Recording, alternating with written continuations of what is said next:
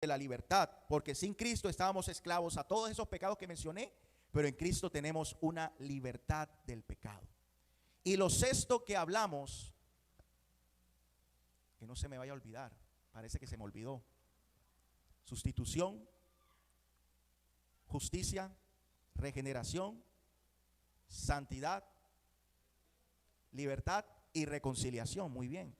Cristo nos reconcilia con Dios, porque antes de ser cristianos éramos enemigos de Dios, pero Jesús hace que volvamos a ser amigos. Y hoy vamos a hablar de la última, que quizás es la más compleja.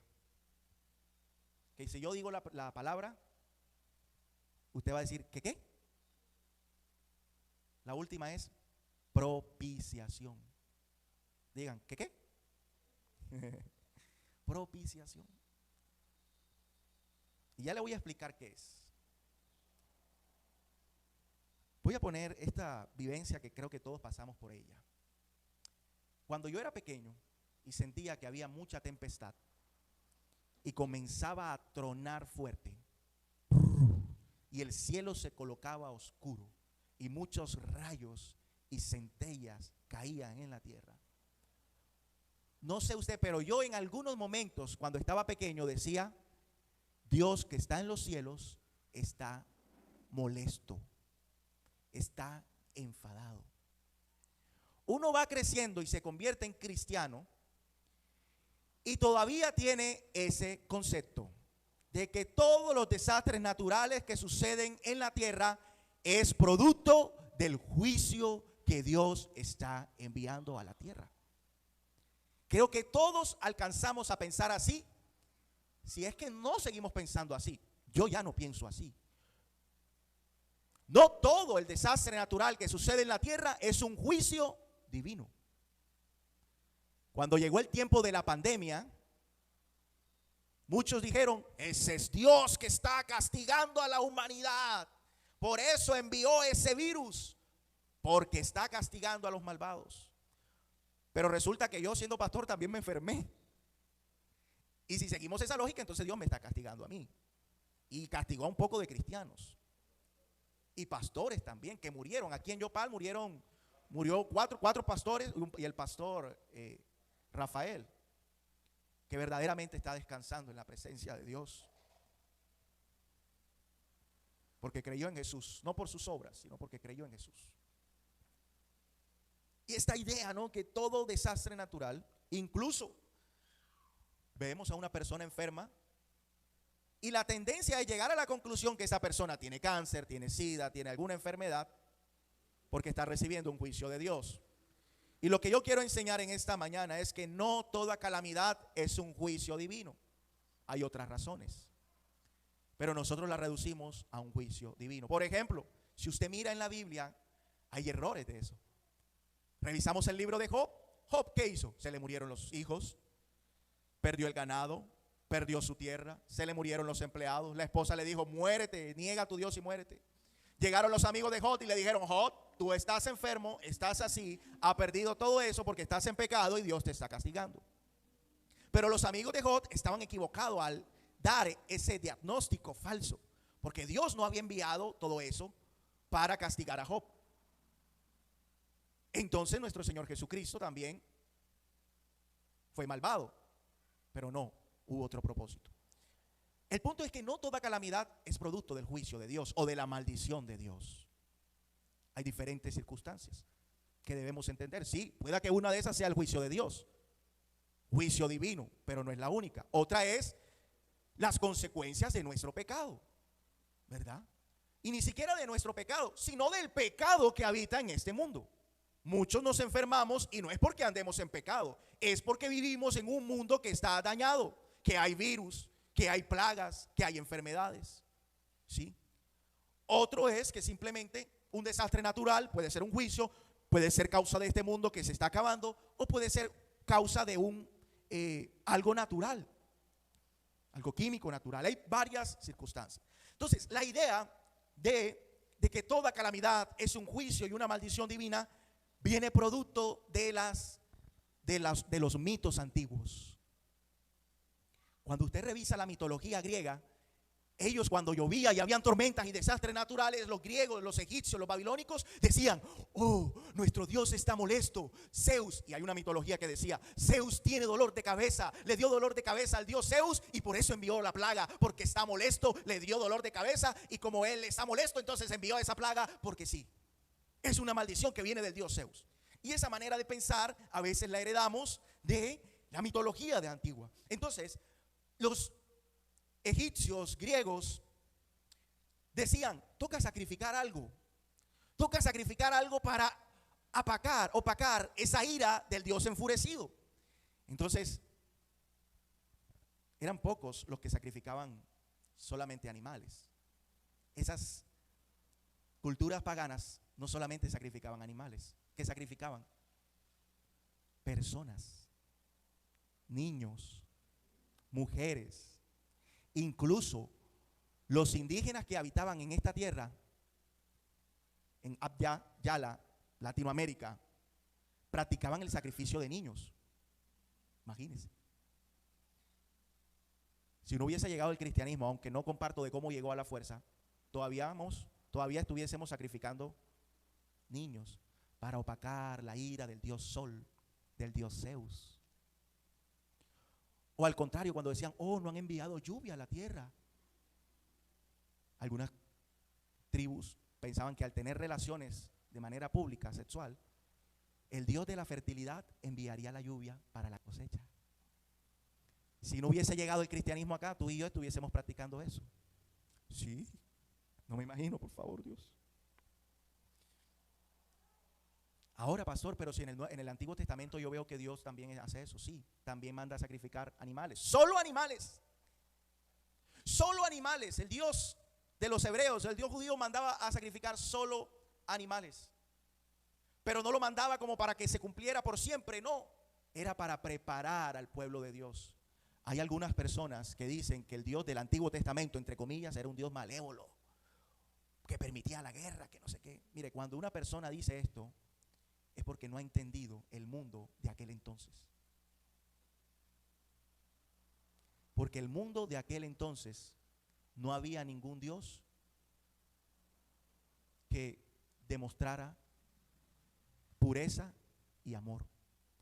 Todos los dioses en aquel entonces demostraban era fuerza, poder. Nuestro Dios también demostró fuerza y poder, que es el Dios, el único Dios verdadero. Pero nuestro Dios no solamente mostraba eso, mostraba también ¿qué? Amor y misericordia. El Dios de los judíos era el único Dios que mostraba amor y misericordia. Hoy vamos a hablar de la propiciación. Y cuando hablamos de la propiciación, esto está asociado a algo muy fuerte para nosotros, que quizás algunos no entienden, algo que se llama la ira de Dios. Y es muy difícil, hermanos, lo confieso, que yo me pare aquí al frente a hablar de la ira de Dios. Es difícil porque a veces, cuando hablamos de escuchar del juicio de Dios, nosotros los predicadores cometemos el error de hablar con un tono de venganza. ¿Cómo hablaría un predicador de la ira y del juicio de Dios o del infierno? ¡Oh! El infierno te va a esperar como no te arrepientas. Yo creo que ese no debería ser el tono. Yo lo escuché muchas veces de esa manera. Y eso puede causar temor. Pero nunca el juicio y la ira de Dios está separado de su amor y su misericordia. Por lo tanto, cuando nosotros podemos hablar del juicio, pero hablemos de la misericordia que hay dentro de él. Hoy vamos a hablar de esto, el tema de la ira de Dios, porque si vamos a hablar de la propiciación, hay que hablar de la ira. Yo quiero que usted hoy esté atento, porque quizás nunca he escuchado un tema sobre la ira de Dios, o lo he escuchado mal, como lo he mencionado antes, del juicio y de los desastres. Este tema de la ira de Dios a veces la gente presenta y cree que tenemos un Dios iracundo, vengativo, caprichoso. Y esto es inapropiado. Presentar a Dios así es inapropiado. Es importante entender que nuestro Dios es un Dios compasivo, amoroso, misericordioso. y que la ira de Dios, el juicio de Dios, es una respuesta justa y necesaria ante la maldad. Es difícil hablar de la ira porque nosotros cuando nos airamos muchas veces, lo hacemos ¿qué? Explosivamente. Cuando usted y yo, por lo menos yo, cuando cojo rabia, o anteriormente, antes de ser cristiano, yo tiraba las cosas. Cogía rabia y me dejaba llevar por esa emoción y era impulsivo. Creo que alcancé a dañar como 2 celulares, o los cogía así y los partía. Y uno hace eso no solamente porque uno es pecador, sino también porque a veces uno lo ve en personas más adultas. Los niños aprendemos por los ejemplos muchas veces. Quizás alguno cuando coge rabia comienza a lanzar ofensas a otro, a gritar y en el peor de los casos a golpear al otro. Nuestra ira es una ira contaminada por el mal. Y a veces cuando pretendemos hablar de la ira de Dios, lo asociamos con nuestra ira. Dios se aira, o sea que Él coge esos impulsos así de rabieta como nosotros. No, la ira de Dios es santa y justa, pero también amorosa. Y la ira de Dios no viene por un impulso desenfrenado, sino que es producto de varios intentos de decirnos las cosas o de decirle las cosas a la humanidad, y la humanidad no presta atención a la voz de Dios, y Dios tiene en últimas que dice: me toca ser justo contigo porque ya te he dado muchas oportunidades y no quieres. A mí me llena de satisfacción saber que el Dios al que yo creo es el único Dios verdadero. Que cuando todo el mundo hace muchos años tenían un montón de dioses, Dios se le reveló a Moisés y le dijo: yo soy el que soy. Yo soy el único Dios verdadero. Yo lo voy a salvar de esa esclavitud porque yo los amo. Yo los amo. A mí me da satisfacción saber que el Dios en el que yo creo es el único Dios santo que le dijo: ama a tu prójimo. ¿Qué Dios dijo eso en la antigüedad? Para los que me escuchan, que de pronto dicen: ese Antiguo Testamento, no sabes. No sabes de cultura, no sabes de la antigüedad, cómo se vivía antes. Dios nos manda: ámame a mí y ama a tu prójimo como a ti mismo. ¿Qué Dios nos manda a hacer eso? El único es Jehová, Dios verdadero, Yahvé, el Señor, Adonai, Elohim, el único que dice: yo les amo, ámense los unos a los otros. Mientras que los otros dioses era la guerra, el Dios de la guerra, Troya, Zeus. Pero Dios, el Dios de Israel, es diferente y es el único verdadero. Amén. Pero eso no significa, porque podemos caer en el otro extremo de que, ay, bueno, mi Dios es Dios de amor, ya Él no es un Dios de juicio, no pasa nada. No, porque ese es otro error. Ese es otro error. Dios es amor, pero también es un Dios de juicio. Dios es un Dios de misericordia, pero también es un Dios de fuego. Y me encanta el Salmo 103, 8 al 10. Acompáñeme ahí, mire lo que dice este salmo, que puede resumir lo que nosotros estamos diciendo. Salmo 103, del 8 al 10. El Señor es, lo leo para ustedes, dice: el Señor es compasivo y misericordioso. ¿Qué dice?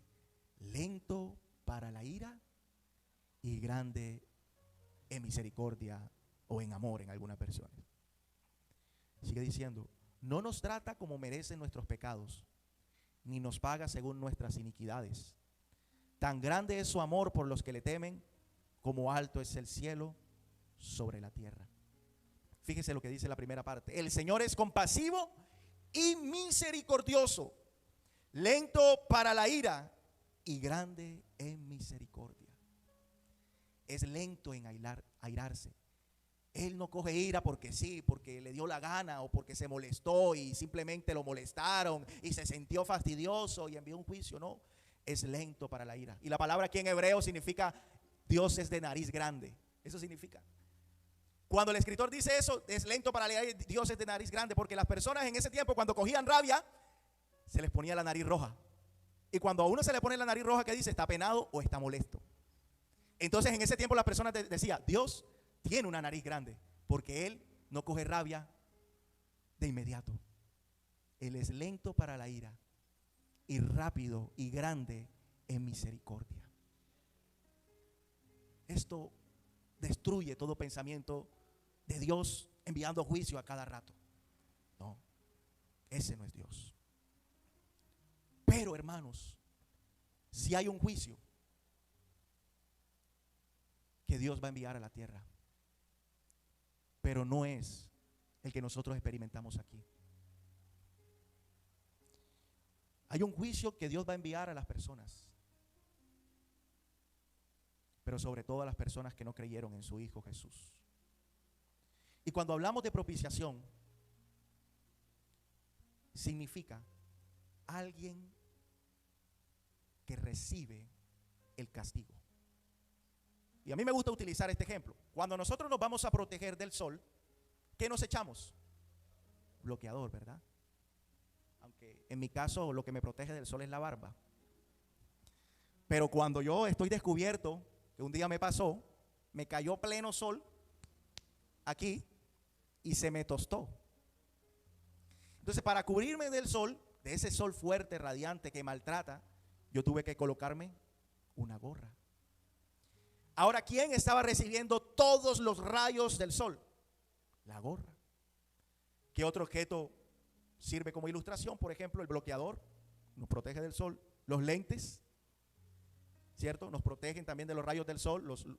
Las gafas oscuras. Y hay un ejemplo en la naturaleza también, cuando la gallina va a proteger a sus polluelos, ¿los hace con qué? Con sus alas. Los protege a veces de la lluvia con las alas. Protección, eso es propiciación. Es recibir, en este caso la gafa recibe el sol, la gorra recibe el sol. Es recibir algo para que otro no lo sufra. ¿Lo entendemos? Ahora vamos a leer unos versículos. En Romanos 3, 25 y 26, vamos a leer varios textos, porque este es el lenguaje que utiliza la Biblia y lo hay en muchos textos bíblicos, pero solamente vamos a leer unos cuantos. Dice Romanos 3, 25 y 26, a quien Dios presentó como propiciación por medio de la fe en su sangre, para manifestar su justicia a causa de haber pasado por alto en su paciencia los pecados cometidos anteriormente.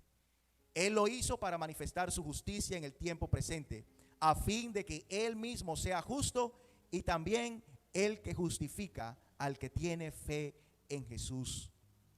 Aquí nos dice que Dios presentó a Jesús como propiciación por nuestros pecados. Dios lo puso allí a su Hijo. Toda la raza humana merecía la ira de Dios, el juicio de Dios, el castigo divino, el infierno de Dios. Pero Dios fue tan misericordioso que dijo: voy a enviar a mi Hijo para que Él sufra esa ira santa que yo debo derramar. Romanos lo dice claramente. Dios lo presentó como propiciación por nuestros pecados. Primera de Juan 2, capítulo 2, versículo 2, nos dice, Primera de Juan, capítulo 2, versículo 2, dice: Él mismo es la propiciación. ¿Qué significa propiciación? La protección, el objeto, el blanco donde Dios iba a dirigir su ira. Jesús es la propiciación por nuestros pecados, y no solo por los nuestros, sino por los de todo el mundo. Él es la propiciación por nuestros pecados. Y no solo los míos, sino de todo el mundo. Todo aquel que cree en Jesús será salvo del castigo divino y de la ira divina. Hebreos capítulo 2, versículo 17 dice la palabra de Dios: por lo tanto, era necesario que Él fuera hecho semejante a sus hermanos en todo, es decir, está hablando de Jesús, a fin de que fuera un sumo sacerdote misericordioso y fiel en lo que se refiere a Dios, para expiar los pecados del pueblo. Él es nuestra propiciación. ¿Qué fue lo que sufrió Jesús en la cruz? ¿Qué fue? ¿Cuáles fueron los sufrimientos de Jesús en la cruz o antes de la cruz? Algunos decimos, Jesús, pobrecito, sufrió esos azotes, esos latigazos que fueron crueles. Sufrió a causa de los romanos, fue lacerado, vituperado, escupido, arrastrado. Oiga, y eso es doloroso. Eso es cruel. Pero eso no hace parte del verdadero sufrimiento de Jesús. Antes de que Jesús fuera a la cruz, Él estuvo en el jardín de Getsemaní. Y Él ora a Dios y dice las siguientes palabras: Dios, si es tu voluntad, pasa de mí esta copa, pero no se haga mi voluntad sino la tuya. Fue 3 veces a hacer la misma oración a Dios. Dice que brotaba de su frente sudor de sangre. Pasa de mí esta copa. Pasa de mí esta copa. ¿Qué copa? ¿Qué es eso de copa? La copa en la Biblia se refiere a la ira de Dios. Y lo que estaba diciendo Jesús era en ese momento: no quiero sufrir tu ira. No quiero sufrir tu juicio. No quiero sufrir tu abandono. Pero Jesús dice, está bien, lo voy a hacer por amor a toda la humanidad. Voy a sufrir tu ira y tu castigo. Y Jesús, cuando está allá en la cruz, después de haberlo golpeado, azotado, maltratado, Él dice unas palabras, y las palabras son: Dios mío, ¿por qué me has abandonado? Le voy a explicar cuál es el peor castigo que puede recibir una persona, y es el abandono de Dios. El abandono. Ese es el peor. Jesús lo dijo: Dios mío, ¿por qué me has abandonado? Porque Él sufrió la ira y el abandono de Dios por nosotros. Ahora, amados hermanos, mira, hay cosas que te pasan en tu vida que no son todas castigos de Dios. Algunas son producto de nuestro pecado. Algunos piensan que cuando pecamos Dios nos está diciendo: ahora voy a enviarte un castigo. Pero Jesús nos mostró que cuando pecamos, como le dijo a esa mujer, el que esté libre de pecado tire la primera piedra. Ni yo te condeno, levántate y no peques más. Cuando pecamos, Dios nos dice, a Dios no le gusta, pero Él no nos dice: te voy a enviar un juicio. A Él no le gusta. Pero Él nos dice: ven a mí, yo te amo, no peques más. Vive en santidad para agradarme, pero no peques más. El enemigo es el que nos acusa: tú pecador. Pero Dios nos dice: no te condeno, ya yo pagué el verdadero castigo sobre mi Hijo Jesucristo. Ahora, lo que nosotros sufrimos muchas veces no es porque Dios esté mandando un castigo, sino que son las consecuencias de nuestro pecado. Son las consecuencias de nuestro pecado, es la ley natural. Si yo robo, la consecuencia de ese robo va a ser llevarme a la cárcel. Si yo miento a alguien, las consecuencias pueden ser que alguien me mienta y me engañe. Pero Dios siempre, en cualquier circunstancia, nos dice: ven a mí que yo te perdono y no peques más. No peques más, nos dice. Ni yo te condeno, porque yo pagué el castigo sobre mi Hijo Jesús. Y mira, aquí en la tierra no se paga el castigo. Hay un castigo peor, que es después de la muerte. Es después de la muerte donde viene el verdadero castigo. Donde aquellos que no creyeron en Jesucristo en la tierra tendrán una sorpresa grande, y es la ira de Dios, el abandono de Dios, el infierno de Dios. Pero todos aquellos que creemos en Jesús y que creemos que Jesús fue nuestra propiciación por nuestra maldad, por nuestra culpa, una vez que hayamos partido de esta tierra y estemos en la presencia de Dios Padre, Él ya va a saber la decisión que nosotros tomamos aquí en vida. Él ya va a saber qué fue lo que hicimos con nuestra vida. Él ya va a saber si creemos o no creemos. Y si cada uno de nosotros ha creído aquí durante su vida y su permanencia en la tierra. Una vez en la presencia de Dios en la eternidad, Dios va a saber y nos va a mirar y nos va a decir, va a ver la sangre de su Hijo en nuestro corazón y nos va a decir: perteneces a mí, no me voy a alejar de ti, vas a vivir conmigo por siempre y para siempre. Eres mi Hijo amado, porque Cristo, mi unigénito, ha pagado y fue la propiciación por ti. Pero aquellos que rechazaron la oferta de salvación y misericordia de Dios y no creyeron en la predicación del pastor Luis Carlos ese domingo y la pasaron por alto, la ignoraron, no sé, pero no me interesa, eso siempre ya lo sé, ya lo sé, pero no es solamente saberlo, es vivirlo, creerlo, atesorarlo, guardarlo, practicarlo, confesarlo, mantenerlo, perseverar en él. Eso no es ya lo sé, ya pasó Semana Santa, pastor. ¿Qué hace todavía anunciando eso de la muerte? ¿Qué hace? ¿Eso es la vida o la muerte? Está en ese mensaje de la salvación. Tu vida eterna o tu condenación eterna está en la creencia de este mensaje. Tu condenación eterna está aquí, si crees o no crees. Si rechazas, si yo rechazo, si yo me olvido, si yo no recuerdo, es muy peligroso. Si yo no predico sobre esto, te estoy mandando al infierno. Y por no predicar de esto, Dios me puede juzgar.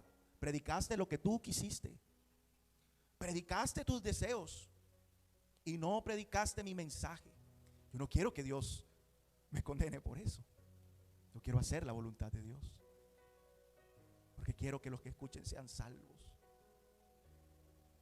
Cristo, nuestra propiciación. Cristo, nuestro Salvador. Cristo recibió ese juicio que Dios iba a enviar. Él mismo, Padre, ofreció a su Hijo como libación para que nosotros fuésemos salvos. Oh, aleluya. Oh, toda la gloria para mi Dios. Toda la gloria y la honra para mi Señor. Santo es el Señor. Él nos ama, iglesia. Él quiere que creamos en Él, que nos aferremos a Él, que creamos en su mensaje de perdón. Porque, hermanos, Dios es lento para la ira y grande en misericordia. Pero si no crees, aunque es lento para la ira, su ira llegará. Su ira se manifestará. No significa este verso, el Salmo 103, no significa de que no hay ira en Dios. Sí hay. Es lento. Es un Dios de amor. Es un Dios de compasión. Pero también es un Dios de juicio. ¿Sabe? Tengo muchos años que no escucho hablar del infierno. Pero nuestro Señor Jesucristo habló mucho de un lugar de eterna condenación, al cual nosotros, si creemos en Cristo, no vamos a ir a ese lugar. Antes, por el contrario, estaremos en un lugar de gozo, de paz, en un lugar de plenitud con nuestro Dios, en un lugar donde la presencia de Dios estará allí. Y Apocalipsis 21 nos revela cómo será este lugar. Dice que no habrá llanto, no habrá tristeza, no habrá lamento, no habrá lágrimas.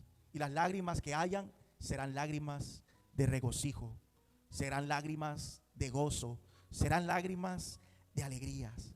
Las lágrimas que ahora derramamos por el sufrimiento, como decía y leía nuestro hermano Alfonso en el capítulo 11 de Hebreos, aquellas personas, héroes de la fe, sufrieron vituperios, sufrieron agravios, pero sabían la promesa eterna que les esperaría.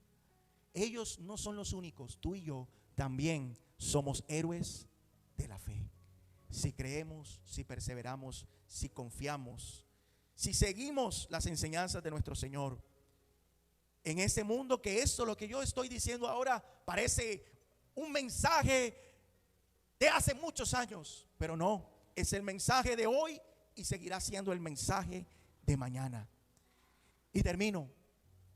Si yo dejo de predicar el evangelio de Jesucristo para tu alma y para mi alma, que me lleven a un manicomio, porque ya he perdido la razón. No quiero dejar de hacerlo.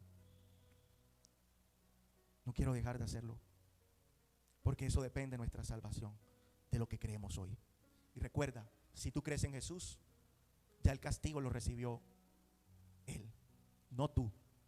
Dios es lento para la ira y grande en misericordia. Es el Dios de amor que nos salvó por su misericordia y perdón. ¿Tú quieres recibir la salvación?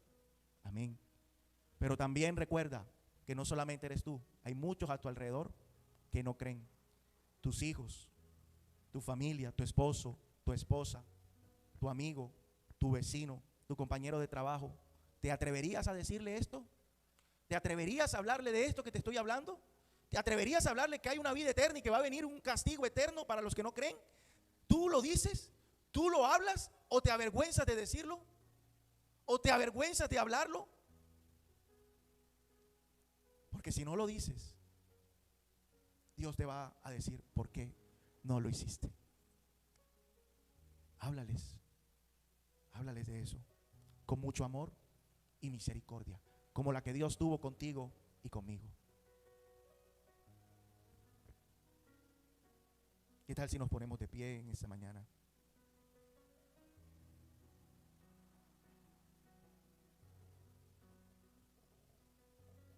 Mira lo que dice Segunda de Pedro 3:9. Lo leo para terminar. El Señor no tarda en cumplir su promesa. ¿Cuál es su promesa? Que Él vendrá. Para algunos esa promesa es positiva, para los que creemos, pero para los que no creen y han postergado su fe, esa promesa es negativa porque será de condenación. El Señor no se tarda en cumplir su promesa. Según algunos entienden, la tienen por tardanza. El Señor no tarda en cumplir su promesa, según entienden algunos, por tardanza. Más bien, Él tiene paciencia con ustedes, porque no quiere que nadie perezca, sino que todos procedan al arrepentimiento. Él no quiere que nadie perezca. Él quiere que la mayor parte posible de personas se arrepientan, porque Él no retarda su promesa. No sabemos cuándo será el día del Señor en que Él venga a estar con la iglesia, pero venga también a hacer juicio en contra de aquellos que le negaron, que le rechazaron, que lo ignoraron. Él no retarda su promesa. No sabemos el día y la hora, pero como iglesia debemos estar preparados. Porque sea que partamos de ese lugar o que Él venga, nuestro corazón esté listo para ir a la presencia del Padre. Pero únicamente vamos a estar así, creyendo en la obra de propiciación, de que Cristo fue el objeto del juicio y la maldición de Dios que iba a caer sobre nosotros. Ahora, sobre los que creen solo caen bendiciones, la bendición de la vida eterna. Oremos al Señor y démosle gracias por esa misericordia. Gracias te damos, Señor. Gracias, Jesús.